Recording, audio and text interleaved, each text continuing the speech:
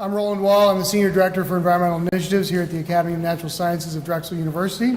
It's a great pleasure to welcome you all to this month's seminar of the Consortium for Climate Risk in the Urban Northeast.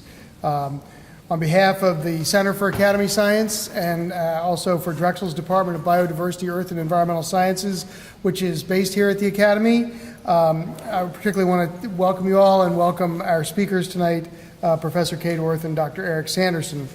For those of you who aren't familiar with us, the Academy is the oldest natural history institution in the Western Hemisphere. We're also one of the newer parts of Drexel University with our merger in 2011. Although we're known for our long history, the Academy is also very connected to modern issues surrounding environmental science and biodiversity. We have an explicit commitment in our mission to highlighting both human impact and public engagement in all the research and education that we do. Towards that end, the Academy recently issued 4 position statements that clearly lay out our stance on public policies as they relate to biodiversity, evolution, water, and climate change in particular.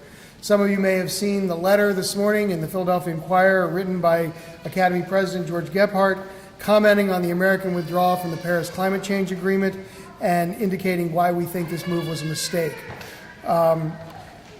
Hosting programs like today's seminar, as well as programs like our Town Square series, is other ways that we work to engage with experts and stakeholders on these critical public issues. So once again, welcome. We hope you all return and join us for some future programs. It's a great pleasure now to turn things over to my colleague from Drexel Engineering, Professor Franco Montalto, who will be moderating today's discussion. Franco? Thanks, Roland.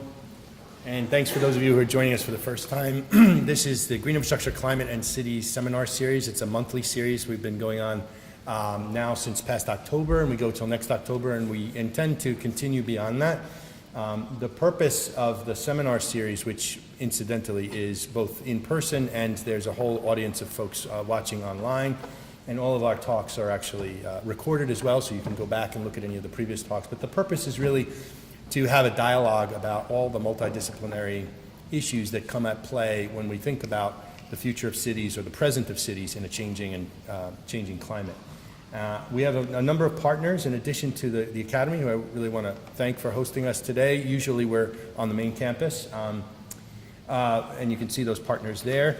And just again, for those of you who are joining for the first time, we're at month 9, and the focus of tonight is ecological systems, impacts, and restoration. Next month we get into stewardship and engagement, and we go to water resources and extremes and economics. So it's a 13-part series. So today's topic, we have 2 speakers, Professor Orff and Dr. Sanderson, who are talking about ecological impacts and restoration. What we'll do is start with Professor Orff. Her talk is entitled Implementing Resilient Infrastructure, Lessons from the Field. I'll introduce her, and then we'll have a few short questions, and then we'll have Dr. Sanderson. I'll introduce him, we'll have a few short questions, and then we should have time for a discussion, and we invite your questions, whether you're here in person or online. We have Ziwen, who will be fielding questions that come in through the YouTube page where this series is streaming. Okay, so with that, I'll give my introduction. So with a degree in political and social thought from the University of Virginia, and a master's in landscape architecture from the Graduate School of Design at Harvard, Kate Orff is the founder of SCAPE, which is a design-driven landscape architecture and urban design firm based in New York City. It was founded in 2007. As she puts it, her focus is on retooling the practice of landscape architecture relative to uncertainty of climate change and fostering social life. And she's well known for a variety of projects which she'll talk to us today about, but they always involve sort of the complexity of urban ecosystem. In recognition of her work, Kate was named a 2012 United States Artist Fellow and an Elle magazine Planet Fixture. And she has shared the vision of her firm SCAPE at the International TED Women Conference in 2010. And in addition to her practice at SCAPE, she's also on faculty at Columbia University, where she's the director of the Graduate School of Architecture, Planning, and Preservation's Urban Design Program. And she's an author of many different publications, including her recent work toward an urban ecology and petrochemical America. So with that, I'd like to introduce Kate. Thanks for coming. sorry. Okay. Get you. You can. Let's get this out of here. There we go. That was easy. Okay, thank you so much, Franco. And I feel like I'm channeling Meryl Streep to say I'd like to thank the Academy, but we just had a really tremendous tour of the shell collections, and I've learned things about grasshoppers that I didn't know. And I'm just so excited to be here. It's a really unique and special context, this event. And I personally would come just from New York to hear Eric speak, so it's really special to be here, and I'm excited to have this very informal discussion. I will speak about this kind of lessons of implementing resilient infrastructure, and I'm really going to talk about one case study, this sort of central case study of my office, which is about coastal green infrastructure, looking at our nation's bays and water bodies. So, but I would like to say that here in this space of the Academy, I think we're surrounded by the sort of great diversity and bounty and ingenuity of nature. But today, you know, I am a landscape architect, which means that I have two roles, which is one, understanding that complexity, but two, understanding human life, what motivates people, social life, and that complexity. And I'm really sort of see myself as working within this sort of this period, which is where humans are the preeminent geomorphic agents that exceeding these sorts of earth-moving propensities of rivers, glaciers, winds, and plate tectonics. So we have constructed our nature to this point largely, and so we are now kind of working in this hybrid zone where we have cities that are dealing with threats of coastal inundation and temperature, extreme heat, et cetera. Here's Manhattan, of course.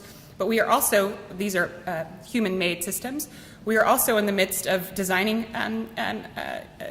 human-made ecologies. So this is Jamaica Bay wetland restoration. But now I feel like we need to get out of this mode of like nature can take care of itself, and we need to project ourselves and all think as designers relative to cultivating in ethos, cultivating a space on the planet, cultivating zones for natural systems to now coexist with human ecologies. So these are just some of the ways in terms of infrastructure, because I'm quite obsessed now with infrastructure and getting ecology into this mix, right? So we have beach nourishment, dredging, all these ways.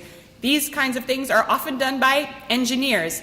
You'll be lucky if your engineer is someone like Franco who understands natural systems and how they work. For the most part, I think we've been suffering in the last, 150 years or so about single-minded engineering practice, which is trying to solve one problem, but reducing complexity and not understanding the sort of interrelationship of natural systems and how these the complexity of these systems is moving forward. So not only that, but of course we've been graded a D+. I suppose everyone who paid attention to the presidential election is into the understanding this. But so we have these failing infrastructures, and we have on top of that this increasing uncertainty relative to climate change, with temperatures rising, sea levels rising, and urban population also projected to rise.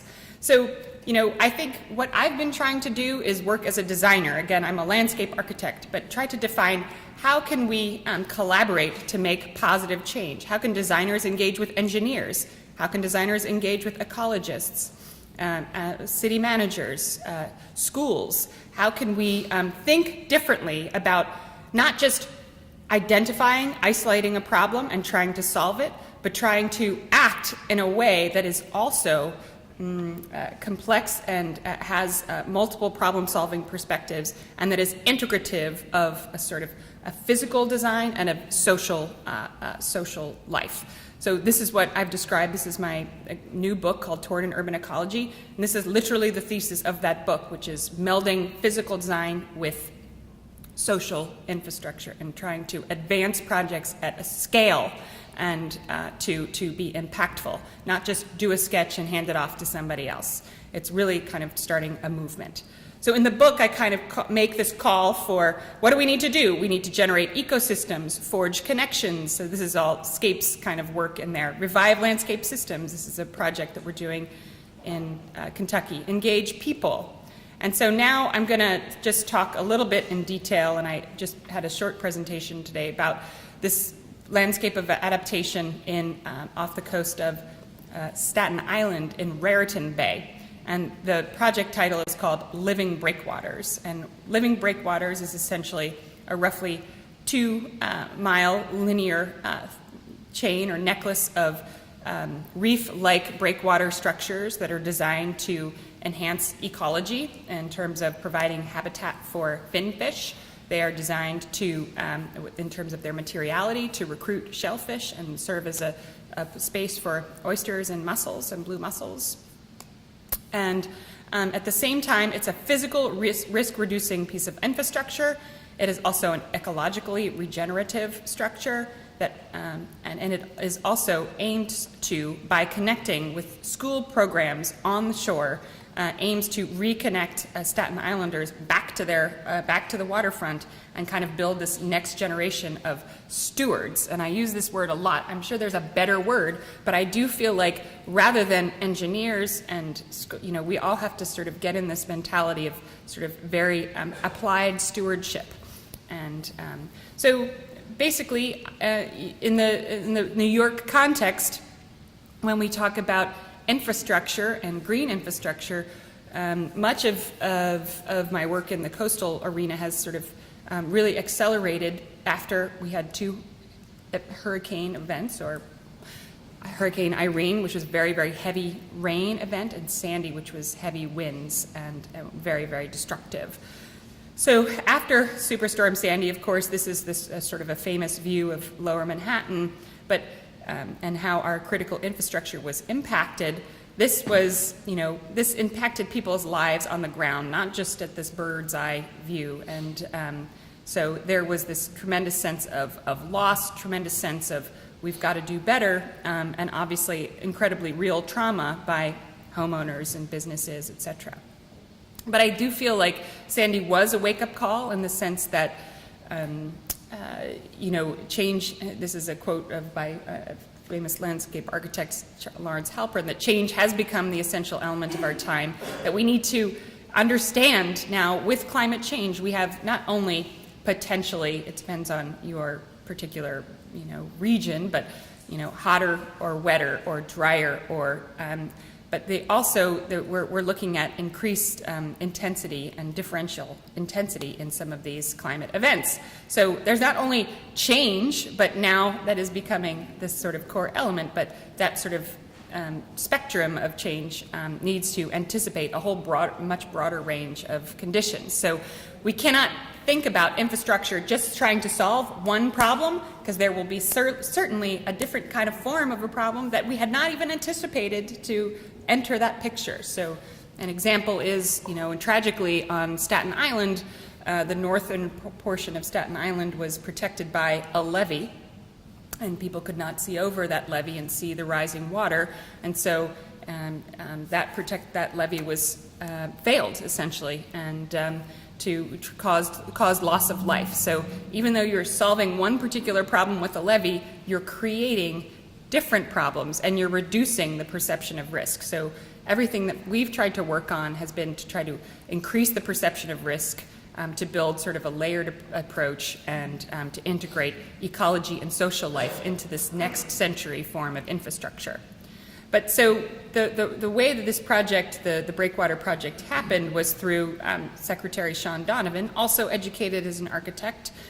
He was appointed by Obama on the Hurricane Rebuilding Sandy Task Force, and so they set into motion something called Rebuild by Design to bring this sort of innovation into the rebuilding process. Because typically, government money means that you just build back what was already there. Right? It's not projecting forward. Sometimes at a certain moment it wasn't even taking into account sea level rise. So this was a process that involved talent, research, design, and implementation, and there was a strong sort of research phase. And so I worked with a team of people to do research into the region to try to define a project that could be built and serve as a model for innovation in infrastructure in the next century. So these are just some snapshots of the team. So as part of this exercise, we had to sort of define our risk context and, identifying New York City as having a high degree of potential risk because of our sort of hurricane environment, very different from places like Holland, and define our own goals. And so our goals for this particular competition were to build social resiliency, because I think that that is the future, right? I do feel like beyond just building walls, and that there's a kind of responsiveness that needs to now come from our neighbors, from our social contexts, and build physical resilience alongside that. So that's what literally the aim of the Living Breakwaters is trying to do, a physical piece of infrastructure that's generating social life and social engagement and knowledge. So to begin this process, we started to look at our nation's critical, the region's disappearing bays and wetlands, which are so protective in terms of protecting settlement on shore, but also so threatened by sea level rise. And we began to study those ecosystems and their physical attributes. We began to devise a strategy that included multiple lines of defense, not just a single line, but to begin to layer up coastal infrastructure and this sort of resilient ecological infrastructure so that it could anticipate a whole range of different forms of climate change. Identified shallow bays and wetlands as our sites of intervention, and really began to make a series of proposals relative to combining this ecological infrastructure in different ways relative to the risk and the geomorphology of the space and also the sort of typology of settlement on shore. We worked with Philip Orton, who's a modeler at Stevens Institute, began to understand how these strategies would combine, how they would be efficacious, how they might reduce flooding. We learned from these modeling results where these strategies might best be applied, and defined the south shore of Staten Island, which is where 2 people lost their lives during Sandy because of wave action, as a potential site to test this concept. And so that ultimately led to the proposal that was funded by the federal government. And all of the 3 components of the study, which I think is very important, right? We're all siloed. There's this person is doing infrastructure, this person is doing schools, this person is doing, benthic habitat. The point is that this is a project that's trying to serve as a glue and bring these various groups together.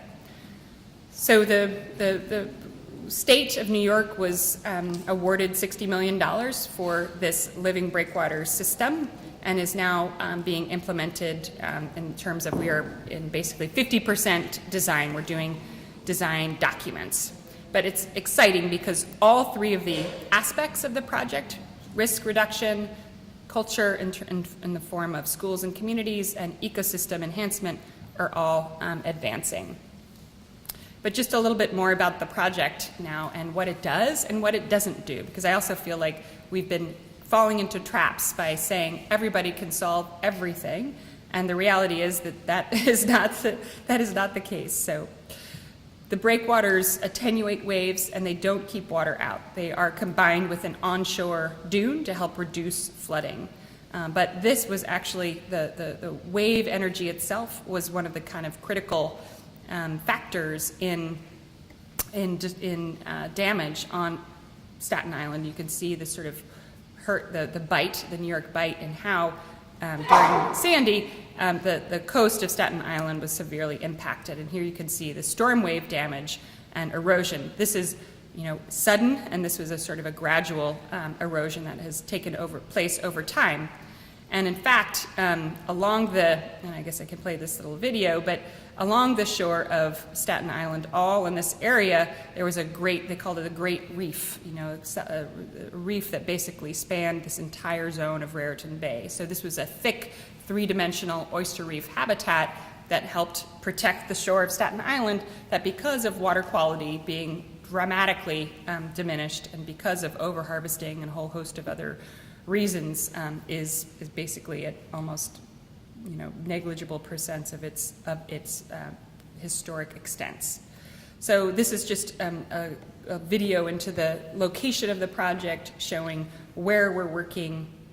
We did a whole series of exercises and studies together with our engineers to study how sediment is moving, what is the littoral drift, how has the shoreline changed over time, how is it eroded, and we began to define and locate and place and size these breakwaters in this most current phase of work to achieve all our risk reduction goals and attenuate storm wave action at critical sites, and also build back the beaches in other zones, and to help reduce erosion, rebuild this sort of natural infrastructure of the beach.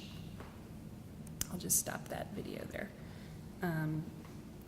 And then this is essentially the project, the parameters of how we began to, again, size and shape these structures. Their ultimate, this is literally what has been costed and what is going to be built. This is a kind of a quick snapshot into our design with our engineers about how we developed 10 scenarios. We've been, in terms of understanding the effects on the shoreline, we then narrowed it down to 3 and narrowed those 3 scenarios down to 1 in terms of the physical location and extents, and that is the project that we are proceeding with, and its kind of physical location and how it will play out on the shore. Let that run for a minute over the years. So you can see how the beaches are built back. And what's also important as a landscape architect, I'm also very concerned with public space, right? And so what has happened on Staten Island is that shoreline has eroded up to people's private property line, resulting in the privatization of the shore. So, but importantly, as particularly for this group, is that the breakwaters themselves are designed to enhance ecosystems, to create habitat, increase biodiversity, and improve ecosystem health. And so we've worked with U.S. Fish and Wildlife Service, and New York, New Jersey Beekeeper will be monitoring these. But literally, they are these rocky structures with reef streets, and these rocky structures will be seeded with oysters by the Billion Oyster Project and by the school children, and monitored by the children on shore. And so we've designed the breakwaters as a sort of, almost in a kind of sense of biomimicry, in that, so that they will provide structures for juvenile fish. And that's one thing we learned, is that in Raritan Bay, this is a kind of a critical missing habitat aspect, this sort of 3-dimensional structural habitat that juveniles need to grow. We've worked with our marine biologists to target specific species groups and design the cross-section of the structure to recruit these species and create structure for forage fish,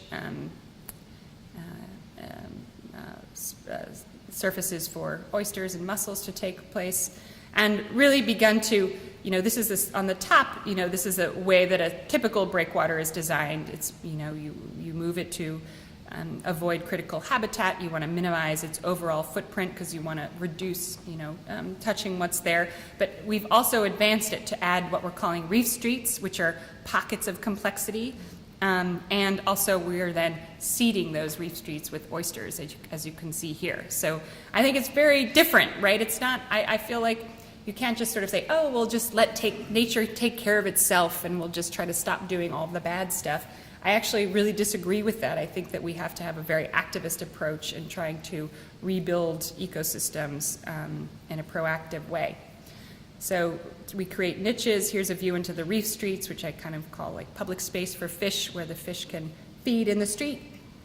And here's an image of the range of living breakwaters of habitats that we're engendering, a sort of a low shelf for oysters in the lee of the breakwater, and the finfish space within the reef street itself, the kind of the construction materials that we're looking at, riprap stone and armor stone, and particularly a new form of ecological concrete, which is a low pH concrete. The reef streets will be lined with this unit in order to maximize the complexity. And here you can see in this image the this particular bioenhancing concrete armor unit within the reef street itself, and how oysters are being, we're trying to initiate at least, I guess there's 6 different ways and techniques of oyster restoration. I think what's so exciting about this project is we've been working, there's a whole group of committed colleagues and who have been working on oyster restoration, but we get permitted at like a 10 by 10 area, right, like 10, you know, and this is now of a scale where it is really kind of impactful, and it's very exciting to understand how this will succeed and or fail, at least from the biology standpoint. So we've really worked as designers. Most designers, you're thinking, you know, if you think landscape architect, someone's like, you know, I've got these, you know, beetles on my rose bushes, and it's not that I'm not interested in that, but I do feel like that there's an entire sort of more comprehensive environmental view that landscape architects and engineers can take, which is, you know, more of a regional approach and a sort of larger systemic design of ecosystems. And then finally, I'll close with a couple of slides about this, what I think, and Franco and I had a discussion walking over here, is the next big thing, right? Which is that even though you're an ecologist, actually people are your subjects ultimately, right? Or if you're trying to advocate for the natural environment, in a way, it really is mostly about people and awareness and changing behaviors. So, in as much as this is a physical project to build these structures, it is a social resilience project that improves access to the shore, rebuilds this disappearing beach, raises awareness of risks, and encourages stewardship. So we're literally working with 5 schools, science teachers, to build this sort of social resilience for the next generation. So there's beach cleanups, there's walks on the shore, there's literal, in the case of the Billion Oyster Project, science curriculums, state-approved science curriculums that are involved with cultivating this particular, the oysters in the bay and monitoring this particular project. So when you look back at history too, right, here's an image of bathing in Raritan Bay and this very activated shoreline, and you look at the empty beach today, you know, I think what's very exciting is in terms of building social resilience is the idea that some of this projects, and for me it's difficult because someone says, well, how can you work for 10 years on a project and no one can even see it, you know? But the point is, I'm like, well, it's changing the entire shoreline. It's creating this activated social context for what is perceived as human nature, you know, human ecology here. So in my mind, it's literally these kind of images which are the design of the project, and that's a very different concept for many designers to grab a hold of, but I think it's one that we need to start thinking about. So I'll just close with a few slides. We're our partners, we have many partners on this project, the New York, New Jersey Baykeeper in terms of monitoring and the Billion Oyster Project with the school curriculum. Here you can see how that's working.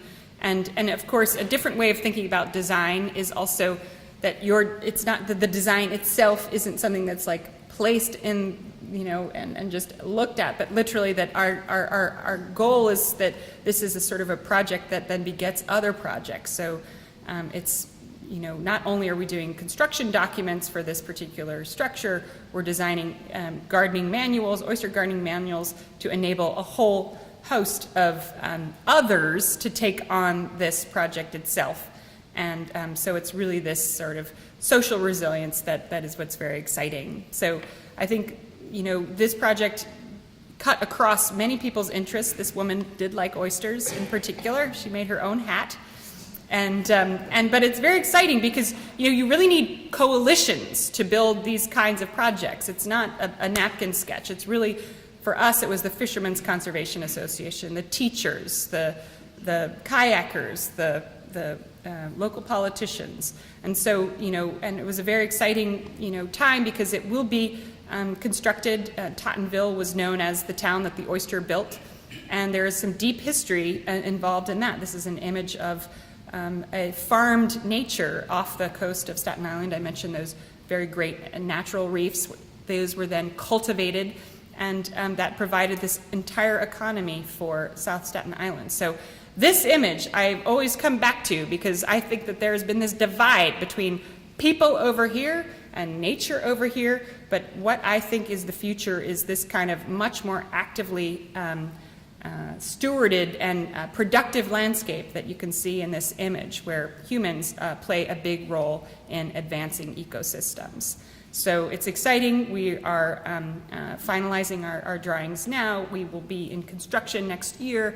We already have a whole series of oyster nurseries set up in Raritan Bay, and we have a giant shell midden on Staten Island, and we continue to do all sorts of outreach and projects with the sort of schools in the area. So it's not just a breakwater, it's this layered approach that to me is building this culture of resilience, a culture that is more connected with their immediate environs, and therefore will be more resilient to climate change. Thank you.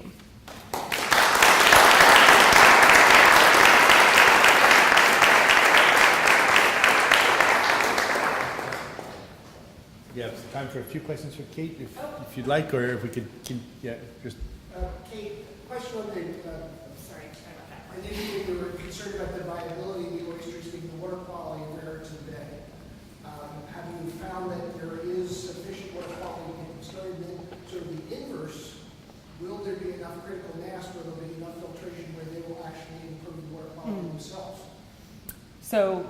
So we have been working with New York, New Jersey Baykeeper and using their water quality data, which they've taken over the years. And because Raritan Bay's proximity to the Atlantic Ocean, the actual water quality is much better than in places where you have, say, like the Gowanus Canal or places where there's not a lot of flushing. So we feel fairly comfortable, plus we have the pilots there that are successful pilots, that the water quality will at least support this initial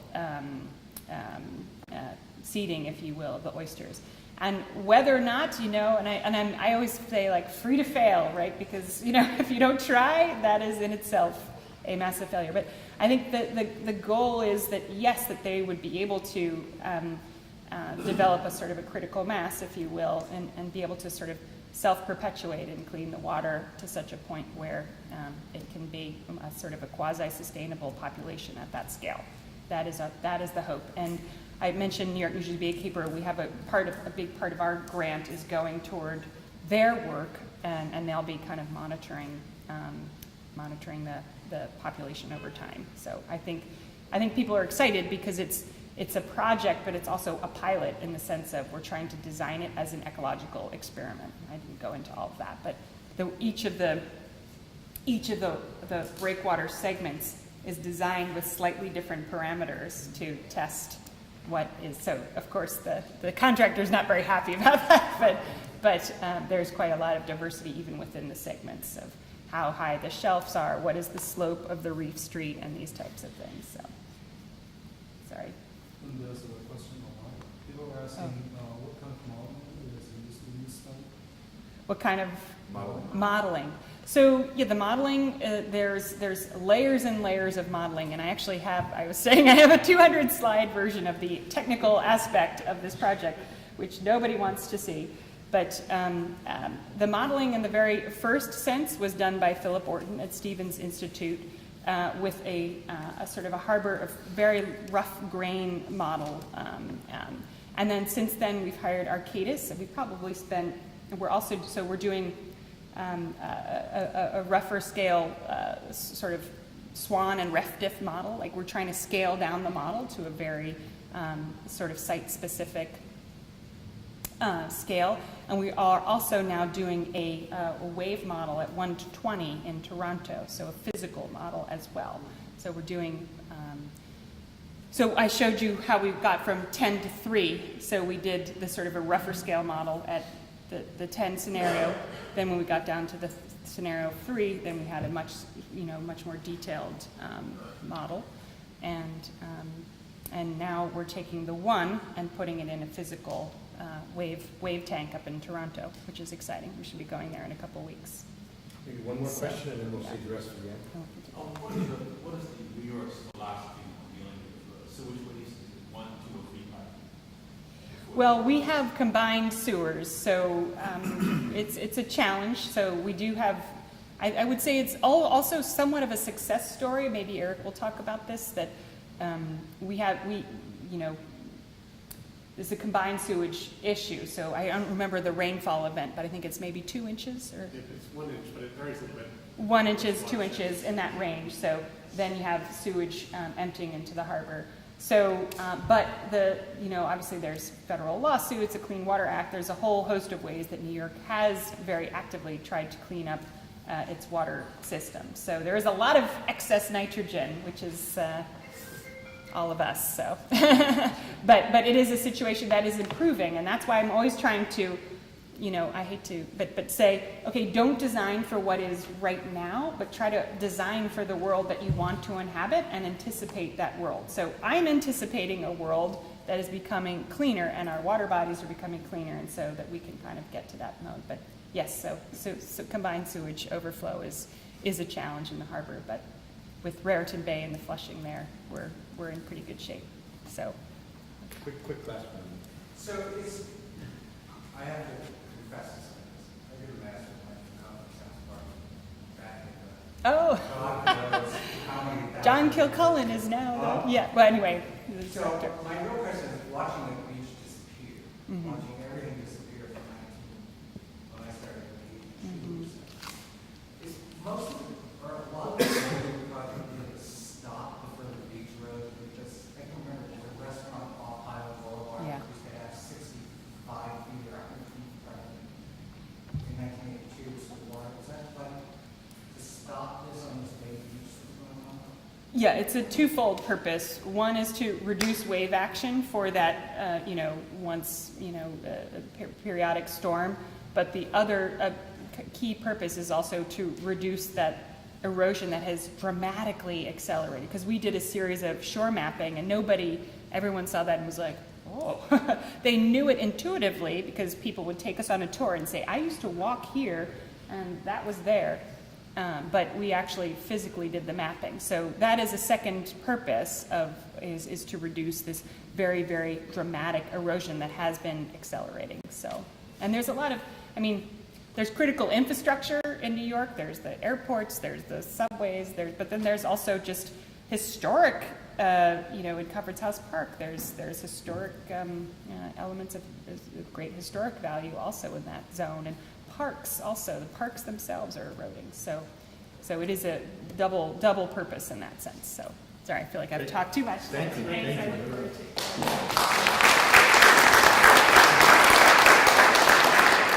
And we'll have more time at the end after our next presentation for our just open discussion.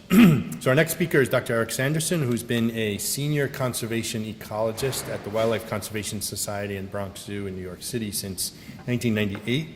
He received his PhD in ecology with an emphasis on the sort of ecosystem and landscape aspects of ecology from University of California at Davis. At WCS, he established the Landscape Ecology and Geographic Analysis program, the purpose of which was to bring landscape thinking and geographic analysis tools into conservation practices. In 2002, Dr. Sanderson and his colleagues began the Human Footprint Map, which was the first look at human influence globally at less than 1 square mile resolution. He's also the director of the Mannahatta Project, which is an effort to reconstruct the original ecology of Manhattan Island at the time of European discovery, which is 1609. September 12th. At 2 p.m. At 2 p.m. 2 p.m., which was the time when Henry Hudson sailed up the Hudson River. And so he's got a book on that called Mannahatta, Natural History of New York City, which he's also described on the TED stage.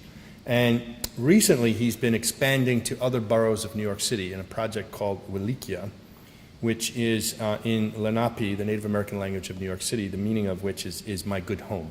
So with that, I'd like to introduce Dr. Sanderson. Thanks. Thanks for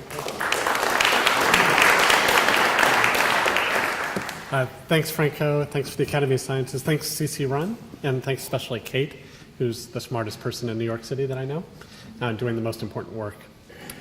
So when Franco asked me to come to Philadelphia, I thought maybe here's a chance to finally lay out the case for something I wrote in this book, After Manhattan, Terra Nova, New World After Oil Cars and Suburbs, which is really an idea about how do we create the kind of social and ecological context to support the kind of great work that Kate and so many other people are doing in New York City to try and restore some of the ecology of the city and make it work for people for many generations going forward. But a subtitle of my talk might be, or what would Adam Smith say about green infrastructure? So here's New York City, and I want to say that I love New York City. I've lived there for almost 20 years. I think it's a great city, but in many ways it's a mistake. It's a mistake kind of where it's built. I mean, a mistake in retrospect. It's also a mistake in some ways about how it's been built. And deep in that idea of New York City and of Henry Hudson coming to North America, and what did he actually see and what did he actually appreciate, is a mistake of appreciation of what was really there. So if we could go underneath this island back to that moment on September 12, 1609 at 2 o'clock, we might have seen something like this. This is the island of Manhattan, which became Manhattan Island. And like Franco said, I spent a lot of time, I still spend a lot of time thinking about this place, this moment in time, and the remarkable ecology of this spot. The mistake was actually made right at the very, very, very beginning. When the Dutch came to settle here, they saw this tip of the island with a very deep harbor right around it, and they thought, that's the place. That's the place that's defensible. That's the place that's good for trade. There was a little pond where you see the smoke, the Lenape smoke from the Native Americans up the island where they could get some fresh water. The soils just north of that were actually pretty good. The Bowery, if you know New York, that's the Bowery, the old farms. So they had all the elements that you need for a city. But they didn't anticipate things like climate change and sea level rise that are bedeviling us today and will bedevil the people that come after us. That's because New York is actually a really low place. If you look at the digital elevation model of New York City and the surrounding region, the darkest blue on this map is about 180 feet below the modern sea level. The highest point's about 300 feet above sea level. It's actually a very low landscape. It's hilly, but very low. And if you map in the wetlands, which are in this sort of magenta color here, you can see that that nature was filling this place with wetlands and streams of all kinds of shapes and sorts and sizes 400 years ago, and then this is what we've done ever since, is we built all over on top of it as if it wasn't even there. And one of the questions we have to ask ourselves is, why would we do that? I mean, another way of saying that is if you look at the historical wetlands of the city and you look at the evacuation zones for floods, and then you lay those two on top of each other, there's a 90% overlap between them, right? That the places that were flooded under Sandy were the places that were wetlands 400 years ago and are trying to become wetlands again through sea level rise. And that's because, nature actually knows a lot about dealing with sea level rise. If we look at the last 20,000 years of sea level rise in the New York City region, as in this graph here, so the x-axis is years in the past, 20,000 years out, and the y-axis there is sea level, and you can see it's actually at the height of the last glacial maximum, it was 120 meters lower than sea level. And then over that sort of 10,000 years, until people came into the picture in the New York City region, it came up nearly 100 meters of sea level. And so what that means is if we were to draw a map of where the coastline was 20,000 years ago, it's something, this is what the coast in the Northeast looked like. That's what the modern coast in the Northeast looks like. So the Hudson River would have come past a little hilly, a little set of hills, which we know as Manhattan, and then come still another 100 miles across the coastal shore before it actually reached the shore. And then as the glaciers melted away, the sea level rose, as we know, 15,000 years, 10,000 years, 5,000 years. We're finally getting something that looks more like we would know. Long Island Sound is flooding here. Raritan Bay is about to flood until we get to today. And so, nature's had to adapt to this. What were beaches and salt marshes and dunes were 120 miles from the shore, and now they're right on top of us. And you can see that in all the satellite images. This is showing Long Island. You can see the barrier island systems. You can see the shallow lagoonal systems behind, and you can see the salt marshes that are interdigitated with both of those. I can show you the version of the western end of Brooklyn and Jamaica Bay, kind of like what Kate was showing from historic maps. If we go back to the 19th century, we can look at Hassler's famous chart of New York Harbor. You can see this is a chart made 20 years later by BIGHT from the U.S. Coast Survey. Just watch this point of land. How are you doing that, Kate? It's a pointer thing. Anyway, see this little point of land here? Just keep your eye on it right here. So that's 1844, here's 1861, here's 1882, here's 1907. Do you see it? Do you see it expanding?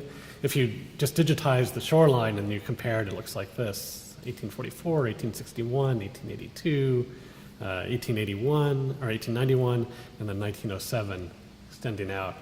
And you can actually put a little dot at the end of the peninsula there, and then measure the GPS coordinates, and then measure the distance using the distance formula.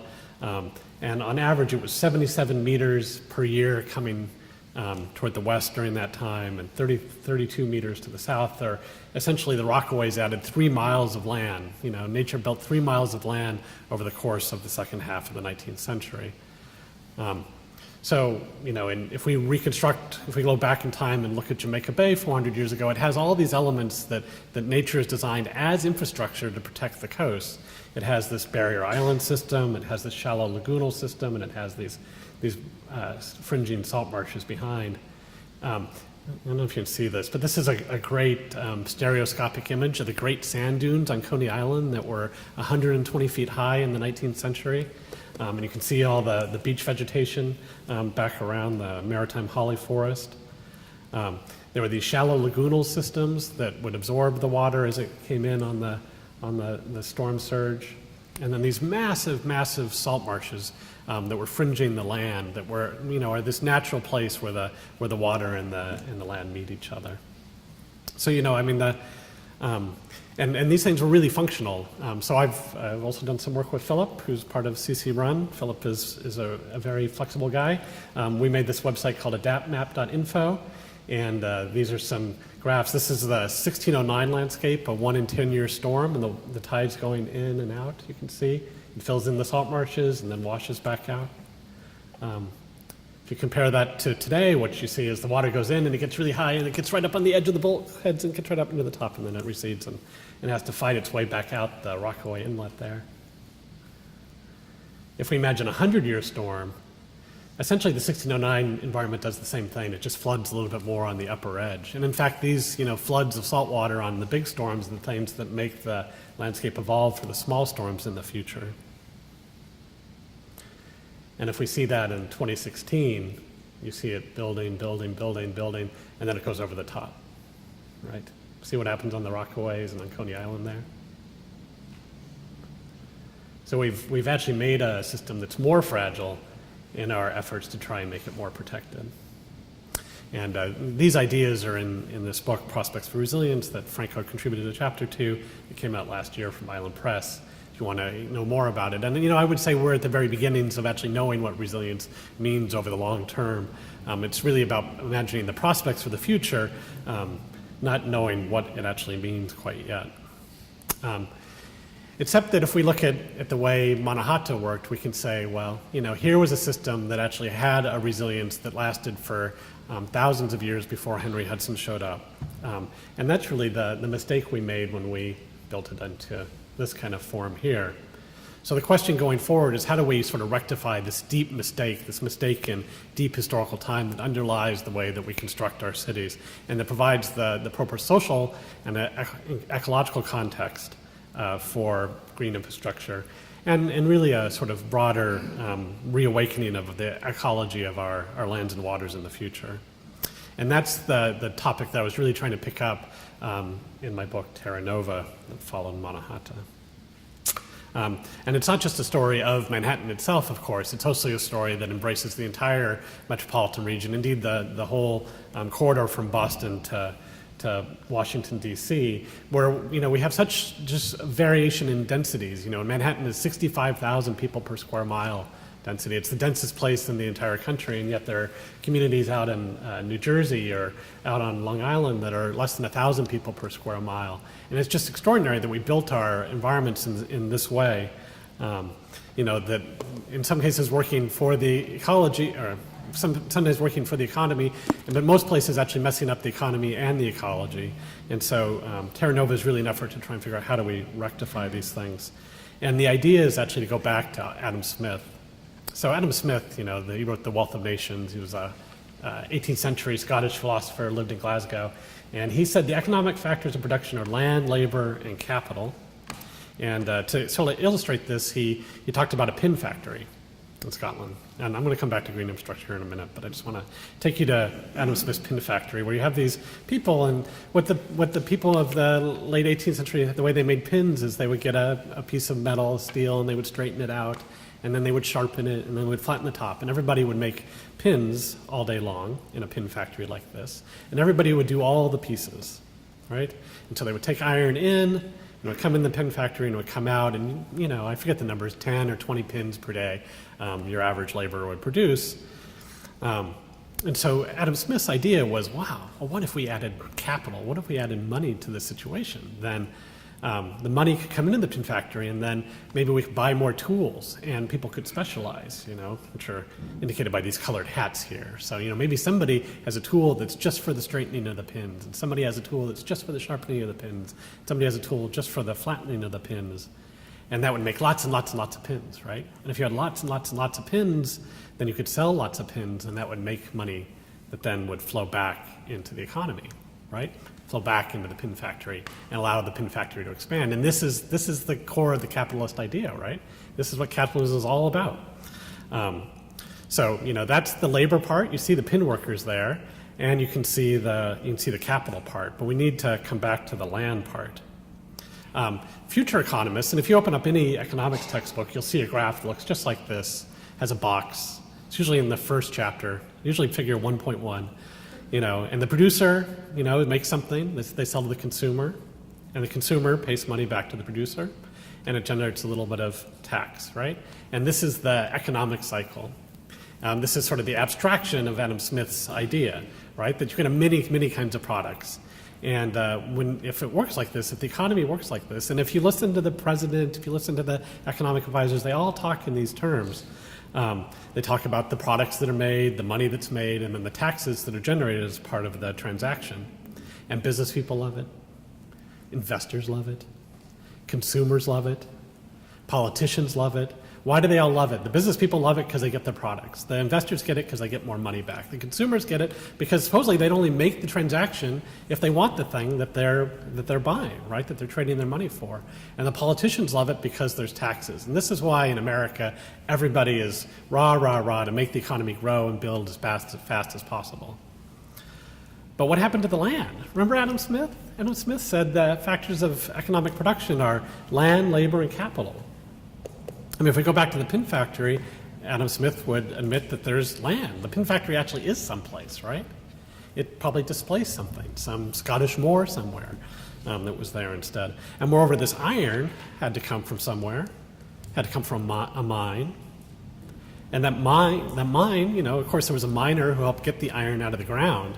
And the miner gets paid, and maybe the pin factory gets paid, maybe the carter gets paid. But what about the 500 million years of tectonic activity to make the iron, right? How come nature doesn't get paid in this equation, right?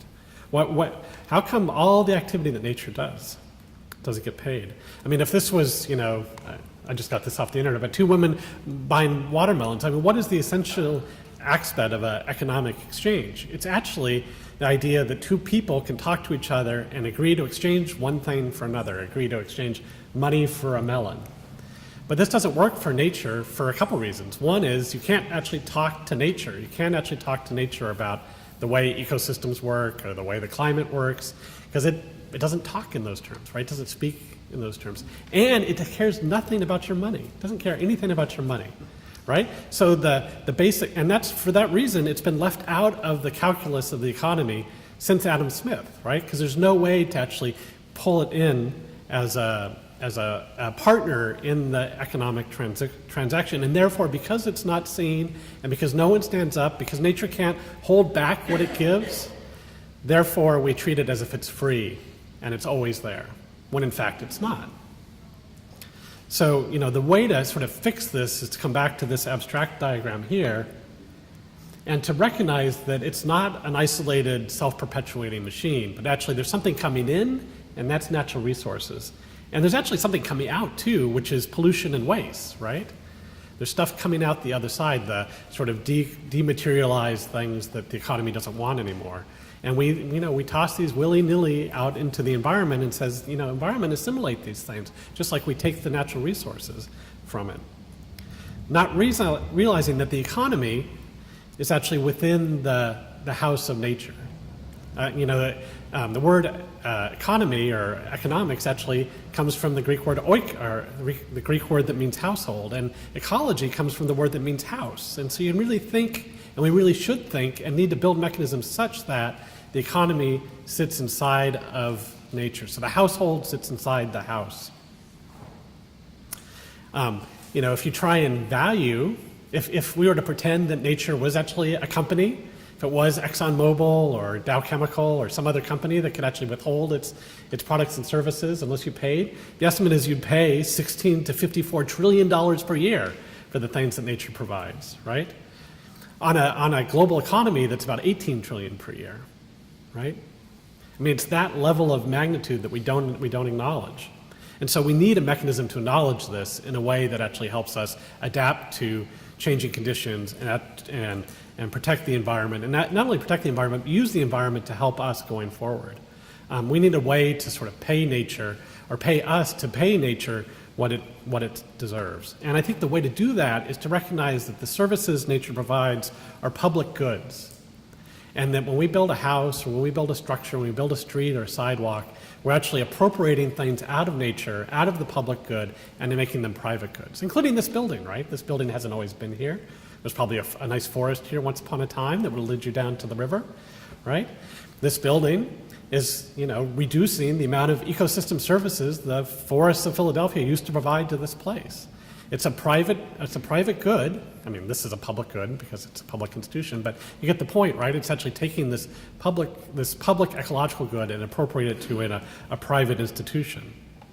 And so the idea in Terra Nova is that we move these taxes to the edge. This is the big move. That's it. Here, I'll do it again. That's it. That's the big move. And we call these things gate duties because they're like at the gate between nature and the economy touch each other. And there's a gate, there's the forward gate where natural resources come into the economy, which is actually the place where people and institutions extract natural resources out of nature.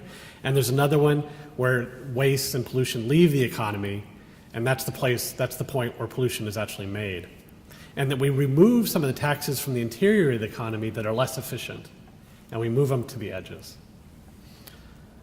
So I have a couple of statements about this. So gate duties are kind of a tax or a levy that's assessed at the point of extraction of natural resources and at the point where waste materials are released back into the biosphere.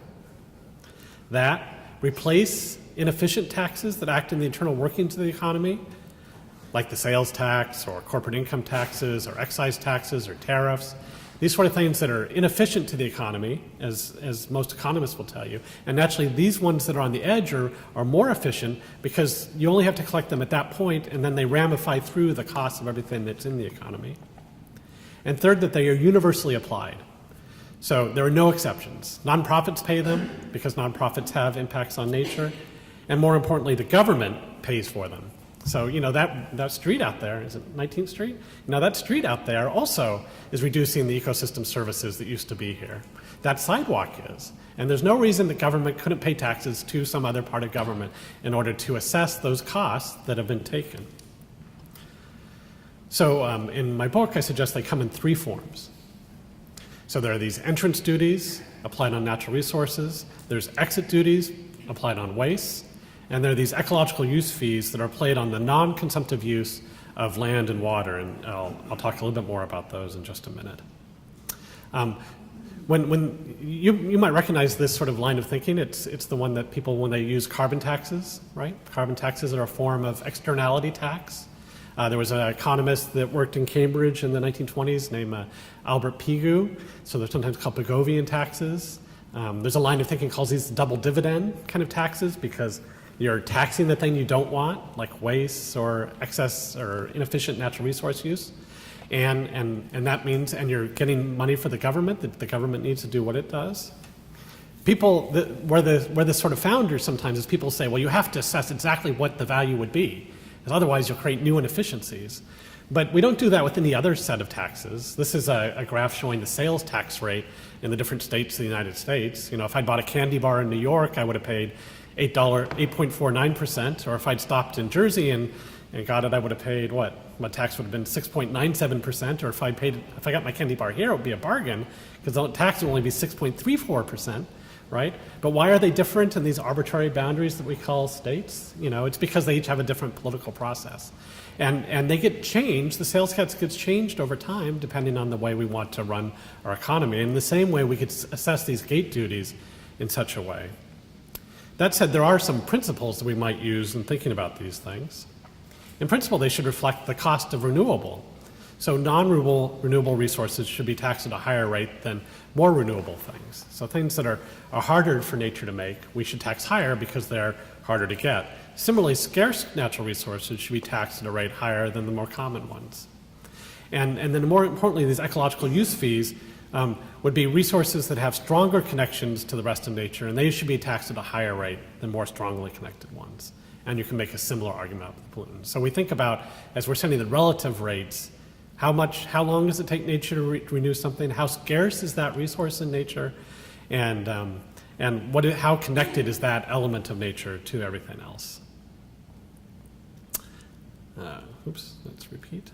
So let me just talk about these ecological use fees for a little bit more, because I think they're the things that's most specific to the green infrastructure argument.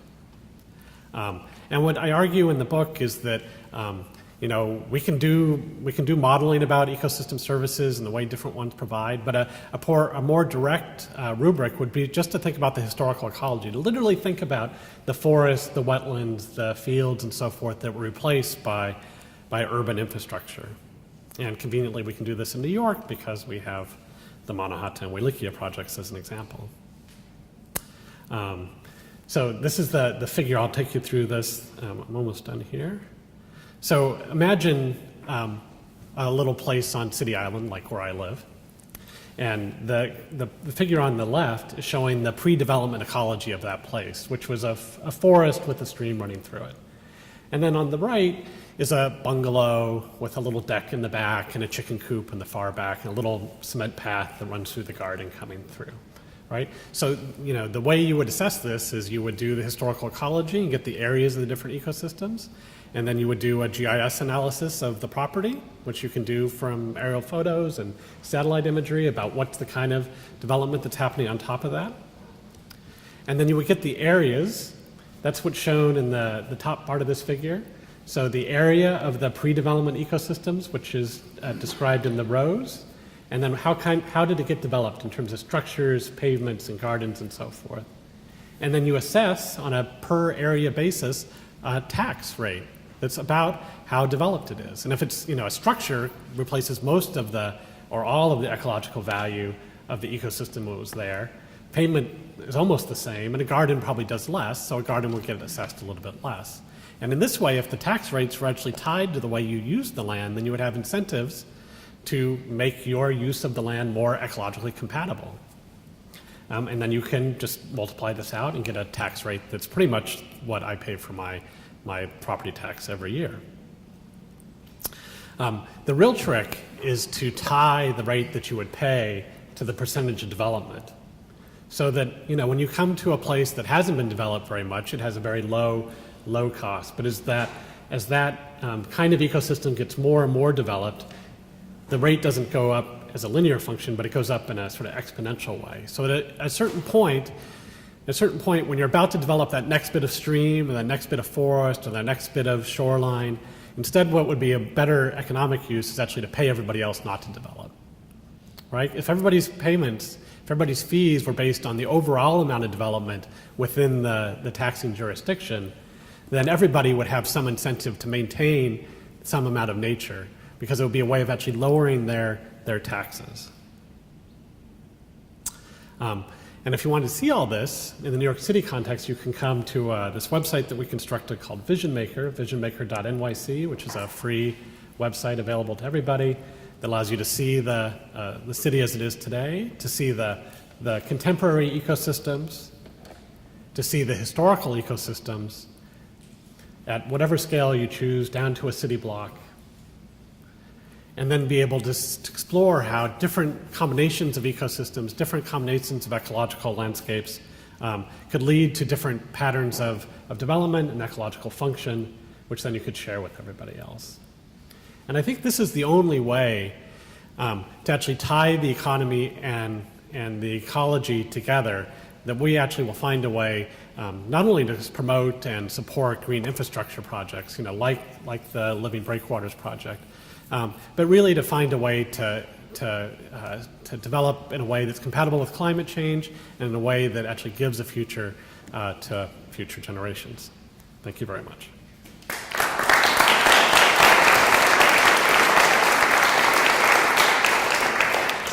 Do we have any questions for James? Yeah. I think it's a really interesting idea that our version of something we're proposing try to capture the these benefits. But I wonder in areas that are that where cities feel like they need to incentivize development through, allowing developments to forgo taxes. Like how might this be applied in that type of environment? Right. Well, I think, thanks for that. I think we have to sort of separate out, and we don't do this well enough, the sort of ecological benefits or just benefits of development from some of the equity or inequity things we want to address in our cities. The causes of inequity in our cities doesn't have anything to do with nature. It's not nature's fault. It's actually the way we constructed our capitalist economy, right? Where there's more rewards to having capital. So the ways to address inequities are through redistribution mechanisms. And I don't think that's about alleviating taxes. I think it's actually about moving government investment, from one place to another to level the playing field. Along the same lines, you could say that part of the inequity is limited because people are seen as having a right to at least get breathable air and water, and that if those are taxed, then you increase the potential for. Sure. Yeah, that's right. I mean, it's certainly true in the capitalist system. I mean, who gets the externalities, the negative externalities of the capitalist system? It's all the people that can't speak in the capitalist way, that don't have the money, right? So who is that? That's nature, as I was just pointing out, but it's also the poor. And it's the future too, right? The future doesn't have any standing in our economy because it can't talk to us, right? We can talk about the future, but it can't talk back to us. Right? We can't say back to Henry Hudson or the first Dutch fathers, like, maybe don't build right to the edge of Manhattan, like, leave a little bit of room, leave a little bit more beach, I mean, if we could, that would have been a great idea because it wouldn't have led to the problems we have today. So I mean, that's why I think this sort of mechanism actually builds in those kind of considerations, right? And it's using something that we already have and that everybody knows, everyone responds to, which is the tax system. And I know people don't like to talk about taxes, but the ways that we control our behavior are through the law, through regulation, and through our economic system. And so on the environmental side, we've spent so much time working through regulatory mechanisms and legal mechanisms and that sort of thing, and there's certainly a place for that. But it's like we've been sort of fighting the battle with, fighting the fight with one hand tied behind our back, right? We really need to embrace these sort of economic metrics if we really want to move the needle. And, Kate's right, like her project is, one of what's so great about it is it's so large, it's so big, it's so much bigger than most of the times we think about it. And yet, compared to the need, it's so small, right? And so, in order to do that, you actually have to address a remedy that's at the scale of the problem. So I'm wondering if we get both speakers to sort of paneling. We have a sort of an opportunity for an open discussion about both talks together. I can sort of just sort of jump it off. So Kate talked about, it was on? Yeah. Okay. about sort of, an activist role for those of us involved in thinking about urban ecosystems. And then we saw two examples, right? We have sort of an activist economic plan in terms of taxing and sort of a physical plan. But I wonder, I wonder what your thoughts are on the challenges in moving to, actually implementing these plans at scale, which is the point, I guess, to just what we were just talking about. I mean, how does this become the new way of doing things in sort of a societal context that seems so polarized and blocked, and many of the trends are bringing us in opposite directions, right? So I just wonder what the two of you. Yeah, I can speak to the scale question first. I mean, it was one of the things that I think is this sort of triggering mechanism is, for example, the Clean Water Act, right? That is an act that worked immediately at a scale and forced an entire kind of generation to come to grips with water quality and had financial penalties associated with it. To me, there are multiple ways that you can act. One might be through a regulation like the Clean Water Act and penalties.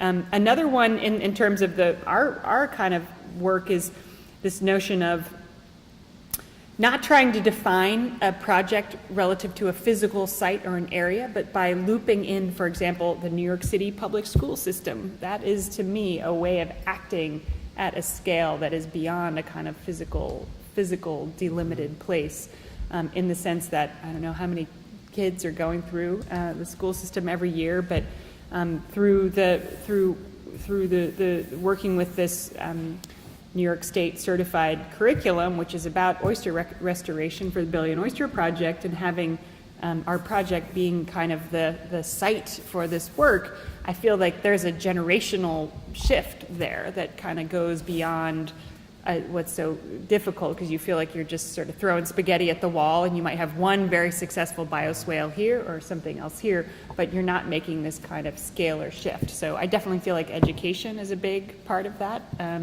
in terms of what we're all doing now.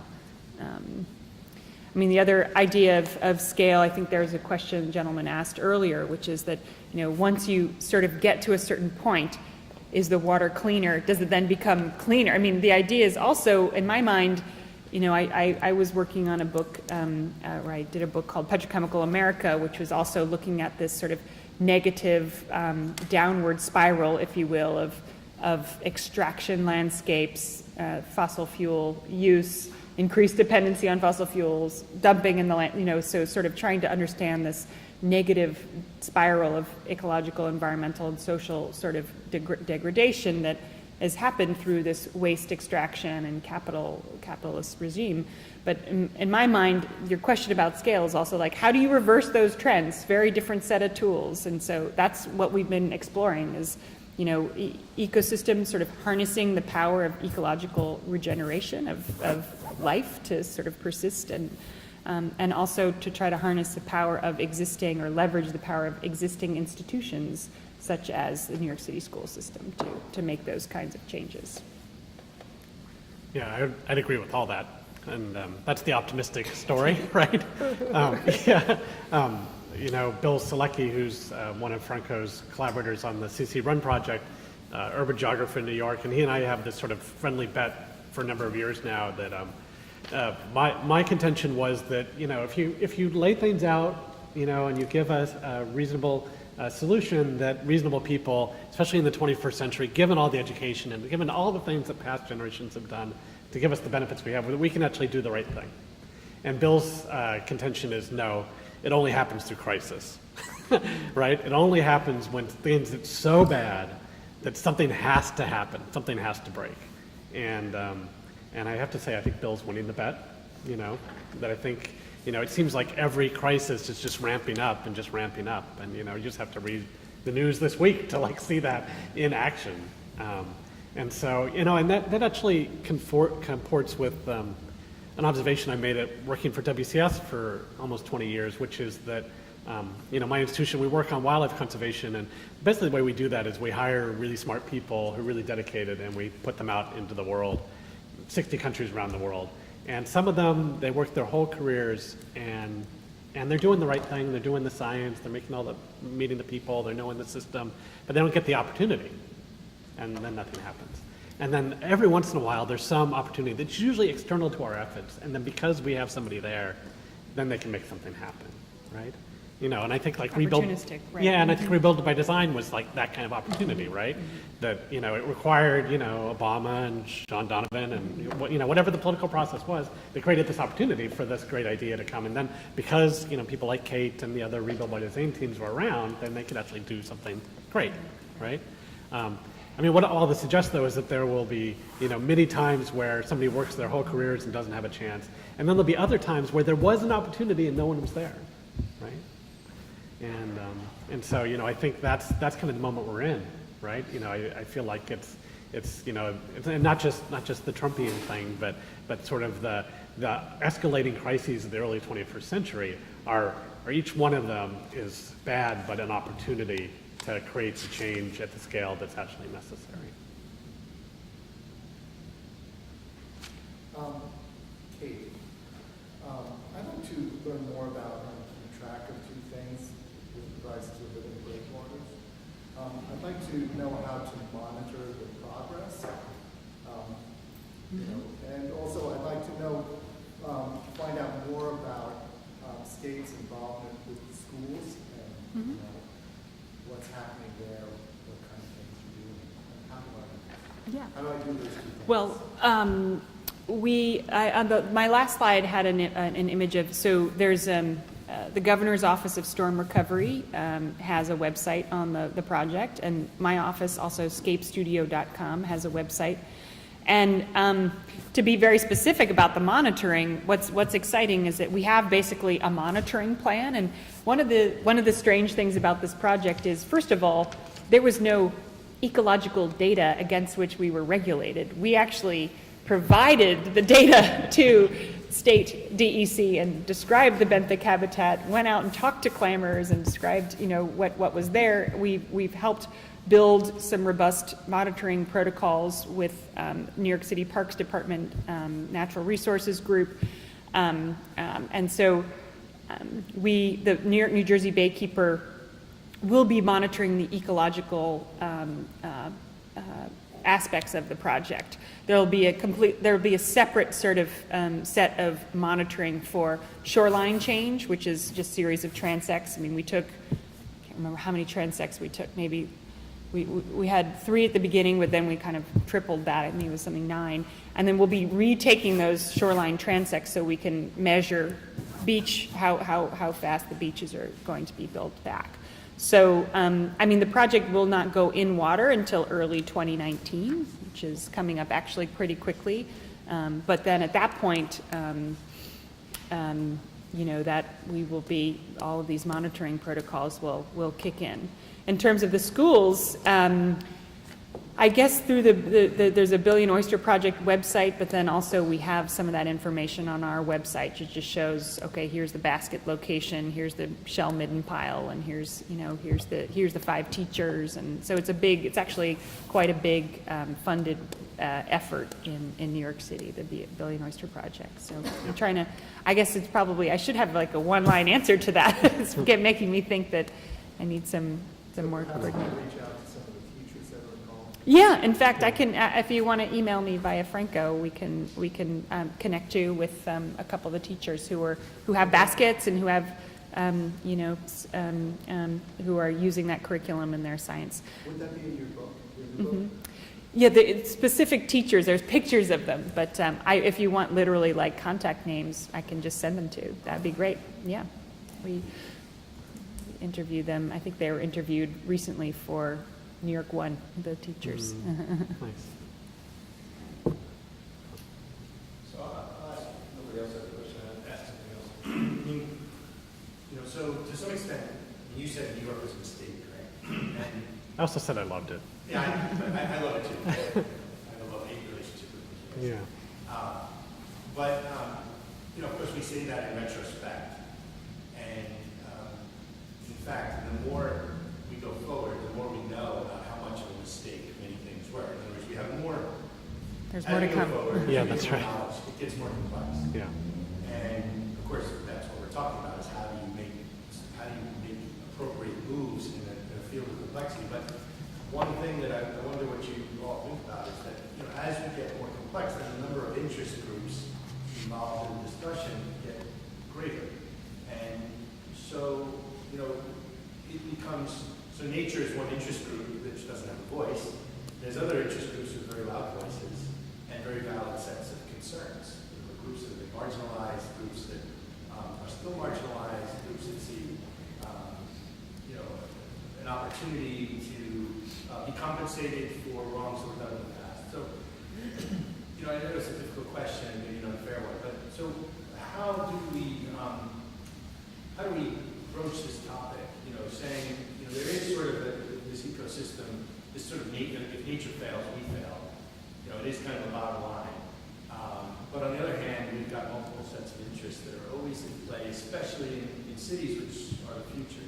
So how do we tread these waters? And how does nature, you know, get that voice when there's so many other voices that we now know are valid and are finally getting an opportunity to speak their piece?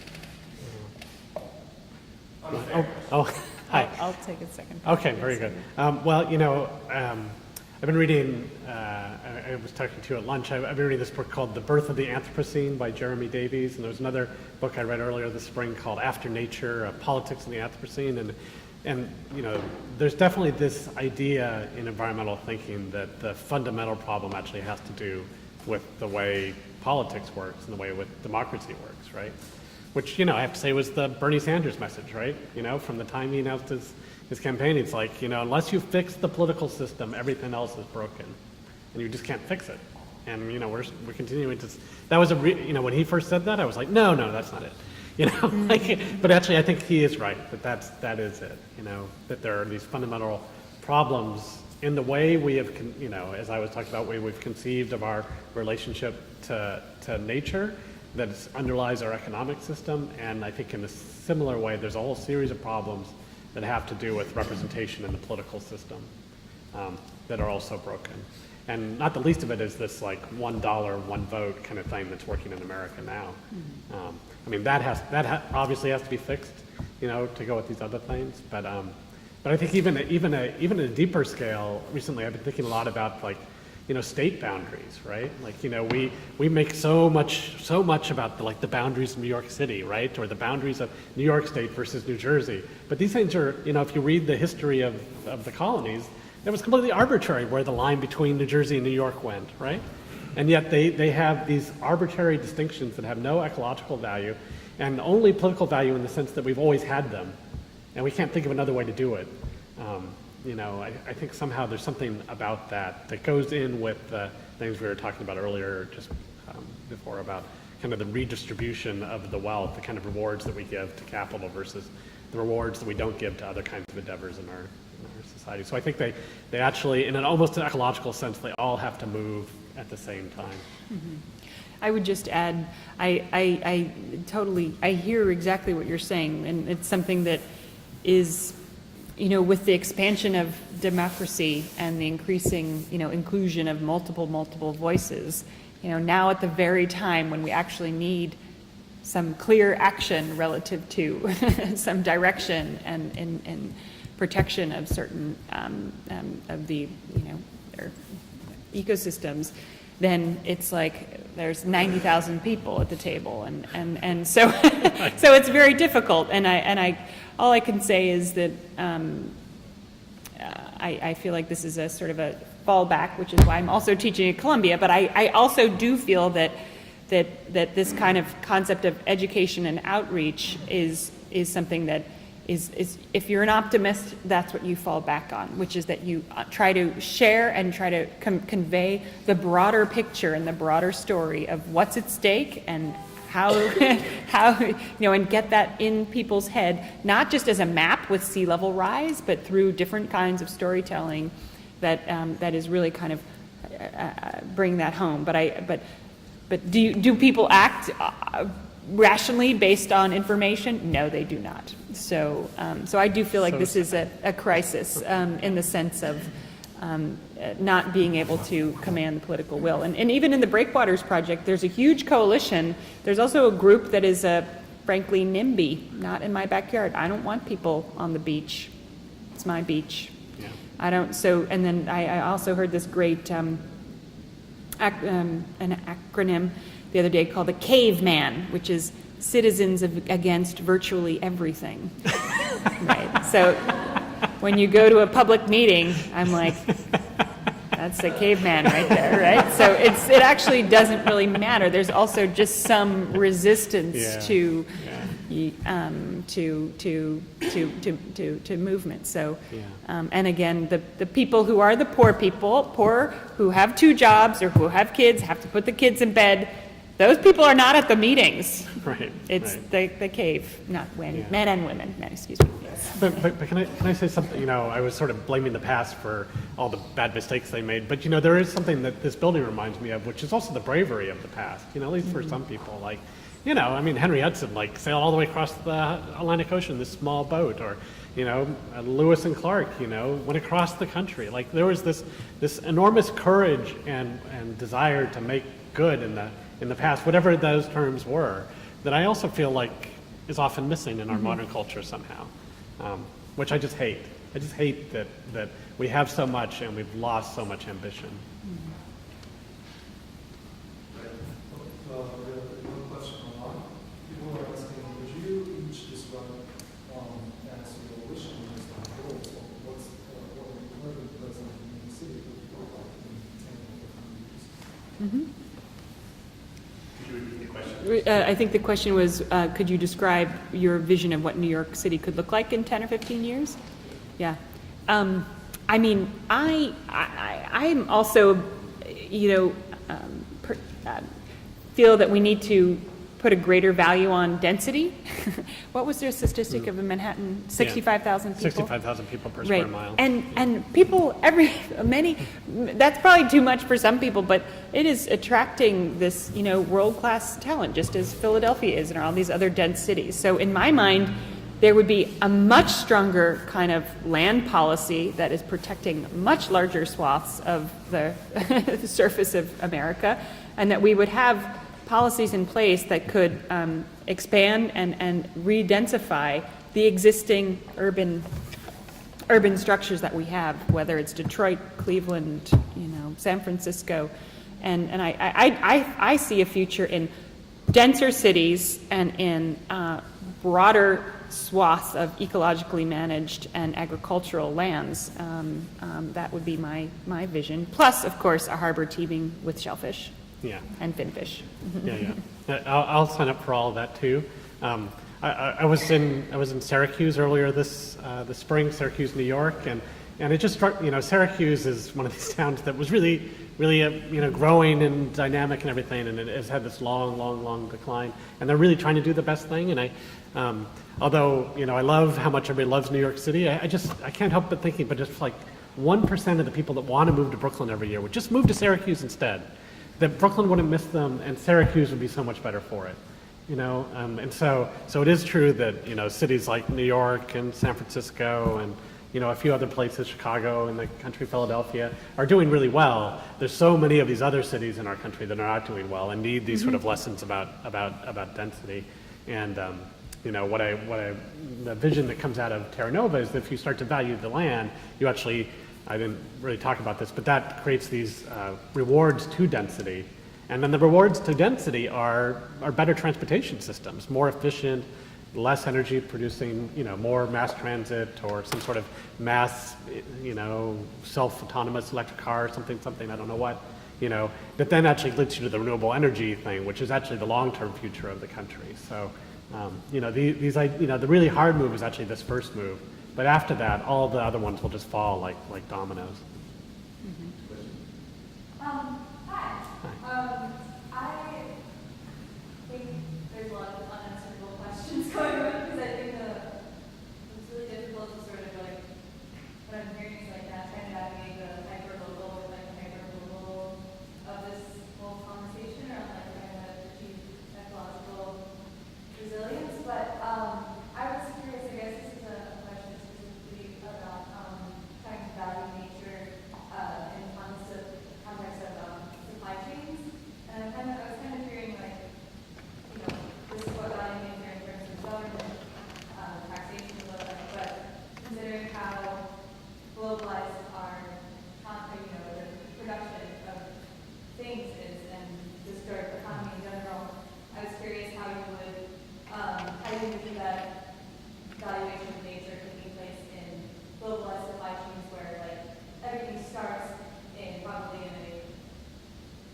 country that is not industrialized and is in, a mine somewhere in a rural area.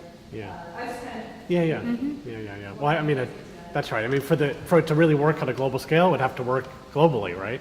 I mean, every country would have to have their version of this thing, of the tax, is just some sort of assessment at the point of extraction and some sort of assessment at the point of pollution.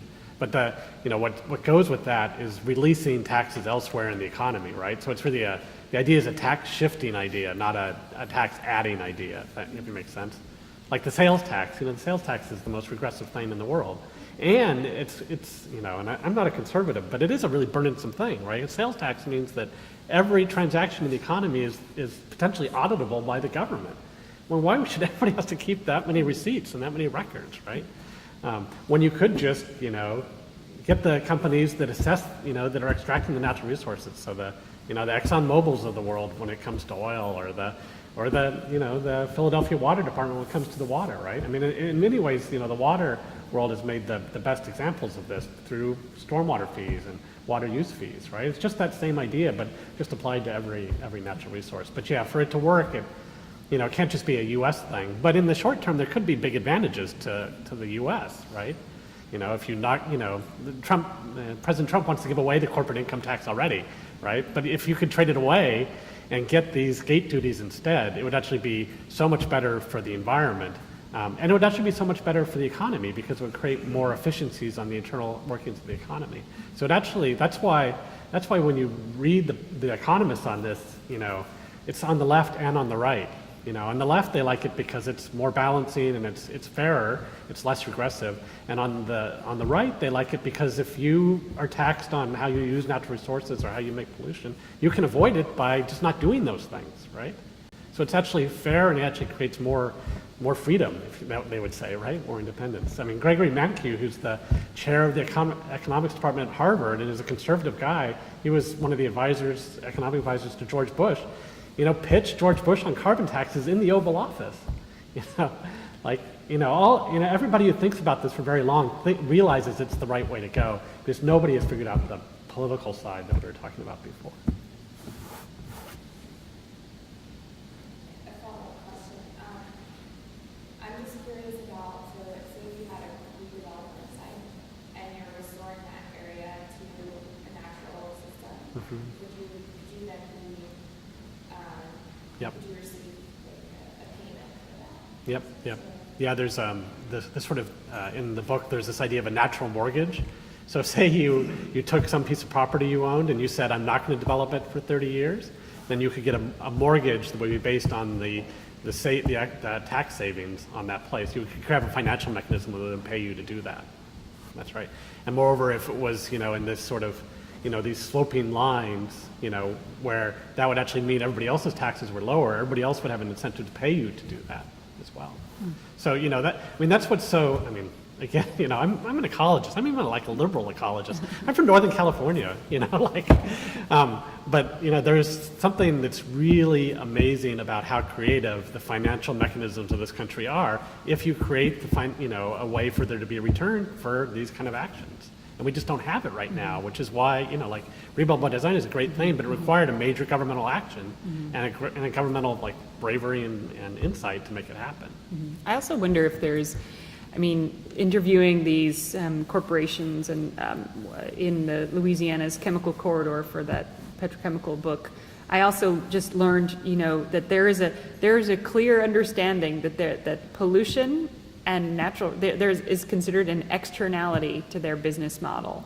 So I also feel like even with some modifications, even if we don't get the gate tax, but if there is an additional kind of clear sense that pollution is not an externality, that to your business model is integrated in the business model, that would be a huge step forward. Plastics, even the stupid plastic bag tax, which did not pass, right? In New York City, the smallest thing, but the idea of a disincentive to use plastics and an increased tax on gasoline. I actually think that even some of these minor tweaks would be very, very effective in terms of just getting plastics out of the, the wider use and water body, or taxing waste, for example. And many countries just simply pay per bag for waste. And so even if we don't get to restructure the entire system, if there were very specific national level incentives along these lines, Or I do even feel local like it level. would be, it would be incredibly effective, so.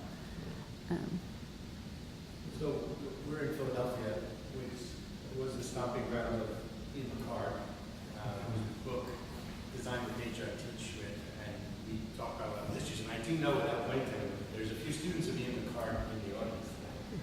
And I'm wondering, without putting them on the spot, like what, if anyone wants to sort of, so a lot of these ideas were discussed Yeah. Right, years ago, yeah, and yet here we are. right. So, what's different now? Why, what's different in this discussion? Yeah. that No, can I just add to, and then I would love to, but the other painful thing about the work on Staten Island is McHarg did an amazing plan for Staten Island. And literally, that plan was fairly in place just until the Verrazano Narrows came in, which was recently, right? I don't know what the time frame was, but literally, the mistakes are so recent in that situation that it is truly painful, and it's not dissimilar from, say, the Rockaways as well, where these, what were just kind of like little cottages, all of a sudden there was a school, and then there was a swimming pool, and then everybody said, oh, we can't leave because my school is there, right? So I think the mistakes aren't historic mistakes. I think even that some of the mistakes are actually 80s, 70s. So I'm sorry, I would love to hear the McHarg, but seeing that and restudying that as part of this process was incredibly painful. And we actually, DPR gave us the big maps. So we have these McHarg drawings. On the other hand, my users respond, Yeah. in the 1980s, we talked about OYSTER, so they were like so far out there at that time. It's like, we might as well be talking about doing this on Mars. It's like going to Mars, right? I was going to go to the same place. We were doing broad-scale implementation. My master's thesis was on how to create a Cat's-Eye Marsh for wastewater treatment system. That was in 1978. The broad-scale acceptance of this and the broad-scale implementation of this really is the optimism. And unfortunately, a lot of the work that we've all been talking about is post-Sandy. And That's the crisis. But you can't drown Wall Street and expect to have a civil society. So you've got to do these things. And I'm really pleased to see the broad-scale application of ecological principles being used to solve problems. But the two things you just said are incompatible with each other, right? I'm sorry? The two things you just said are incompatible with each other, which is Wall Street may flood, and Wall Street doesn't, like I said, I do love New York, and I love the history of Wall Street, but Wall Street, its functions could do its work just as well in Cleveland as it does in Wall Street. It is doing. I'm using it as a metaphor. Yeah. But there is this idea like it was built here, so it always has to be here kind of thing. And I know that it's billions of dollars of stranded assets, if you like. But I just I worry that those stranded assets might push us into even bigger mistakes, right? I'll rephrase to say the hundreds of thousands of people that were impacted by Sandy and the solutions of how to keep them out of harm's way are really being grappled with. Yeah. And make the analog of mayors who rallied over the last week to say, well, the U.S. may have stopped supporting the Paris Accord, but we'll jump in. So you have these sort of, it goes back to what you were saying earlier, that you need these sort of crisis events potentially to move to a new equilibrium state where you've got a sense of sand being physical water. But it is a fair question in this sort of generational conversation to ask what mistakes are we making now, and I wonder what Kate thinks. I'm obsessed with frankly plastics. I feel that we have made a profound mistake by having plastics be so central to our our daily lives, and that this is, just being in an international context. I also teach studios in India and across the world, and I have just literally seen plastics clogging water bodies. So there's many ways to take that question, but I would immediately take that out. But do you think there could be a mistake in our emphasis on green infrastructure? I mean, is there a way of having too much green infrastructure? At the moment, I think there's such a disconnect between what needs to happen and what is happening that even the phrasing green infrastructure is incredibly helpful and positive, because I would say 99% of the thought experiment that's going on is that infrastructure equals repaving roads, Yeah. right? So any phrasing along the lines of green infrastructure in my mind is useful. Big time, energy, obviously energy is something that makes no sense. That the economics of solar probably 10 years ago, if we had invested in solar, would be incredibly different now. And so I feel like that has been one of the world's most successful coups, is the tamping down of the fossil fuel industry of the upcoming renewable industries. Yeah, But that is certainly a giant mistake. Right. I don't know. I feel like I'm out of my Yeah. No, that's good. scope here. So, a minute or so, we're going to have to wrap up. If there's any sort of final questions or comments or statements from our panel? Not? Well, can I just say one last thing? Yeah, sure. So one thing I think that might be a mistake that we're making now is our predictions about the future of population in our cities. Like, everybody builds their city for more and more people, and it's like almost a mantra in our urban world to talk about, cities are going to double in size by 2050, and the urban population. I mean, you had was in one of your graphs there, but even in your graph, like, eventually it does curve, it breaks, right? Like, eventually all the people that are going to get to towns and cities are going to get to towns and cities, and then there's going to be fewer people in the world. And I just, I keep thinking about the cities that we're building, especially in the developing world, that are building out now, and maybe they're going to be occupied for 100 years, but eventually they maybe all be like Cleveland and Syracuse and Utica and so forth. And what do we do then? And is there something we should do differently about how we build our cities and build our infrastructure now, anticipating that future, more flexible, or temporary things that can be here now but go away later, et cetera, et cetera. Agree. Okay. Good. Please join me in thanking Thank you.